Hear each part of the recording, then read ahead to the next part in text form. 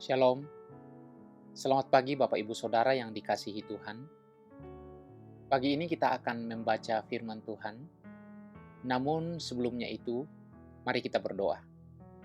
Bapa di dalam sorga, kami bersyukur kepadamu, Tuhan selalu mengasihi kami, menolong kami sepanjang malam, dan pagi ini kami bangun menikmati hari baru, hari pemberian Tuhan.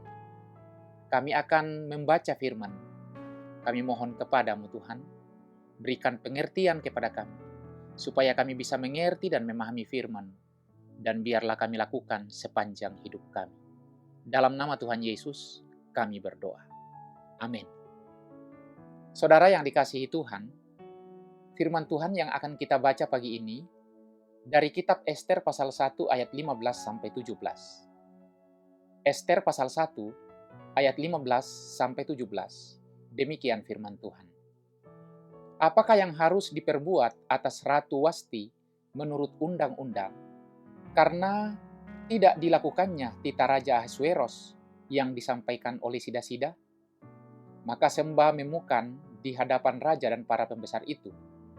Wasti sang ratu bukan bersalah kepada raja saja, melainkan juga kepada semua pembesar dan segala bangsa yang di dalam segala daerah Raja Ahasweros.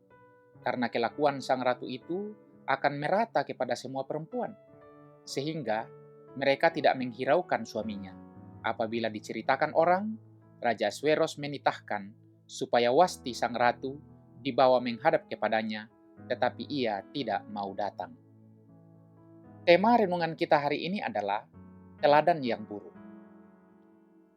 Saudara yang dikasihi Tuhan, berdasarkan ucapan para penasihat Ahasweros, kedengarannya Ratu Wasti menjadi orang paling jahat di seluruh Persia.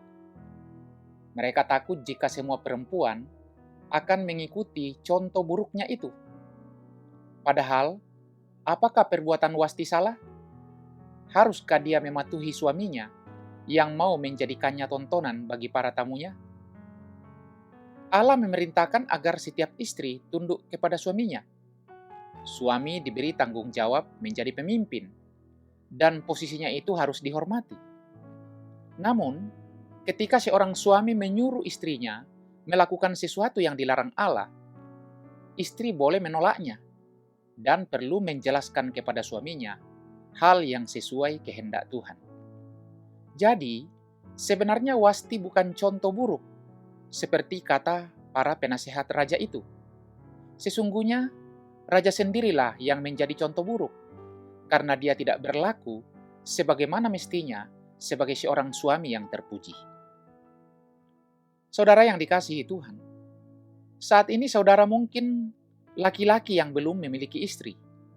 Tetapi kelak, jika Tuhan berkenan, kamu akan menjadi suami ketika menikah. Saudara akan mengemban tugas untuk memimpin istri dengan penuh kasih, melindungi dia, serta memperhatikannya seperti merawat tubuh saudara sendiri. Seorang suami adalah pemegang jabatan, dan jabatan atau tugasnya itu adalah memelihara istrinya di dalam Tuhan. Jadi sekalipun saat ini belum memiliki istri, berdoalah mulai sekarang, agar kelak saudara menjadi suami yang takut akan Tuhan. Tuhan Yesus Kristus yang adalah mempelai laki-laki dari gerejanya, memberi teladan bagi kita.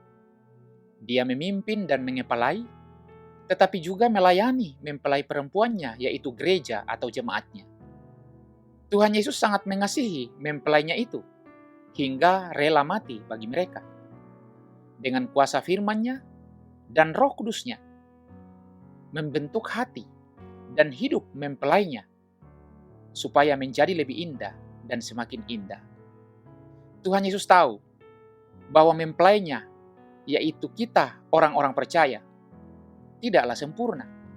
Tetapi Tuhan Yesus akan menjadikan kita bersih tak bernoda dengan kasih dan kuasa-Nya. Amin. Mari kita berdoa. Bapa di dalam sorga, kami bersyukur atas firman. Berilah kemampuan kepada kami, supaya kami bisa menjadi teladan yang baik dan bukan teladan yang buruk. Sertailah kami sepanjang hari ini. Dalam nama Tuhan Yesus, kami berdoa. Amin. Saudara yang dikasihi Tuhan, selamat beraktivitas, selamat berkarya, Tuhan memberkati kita sekalian.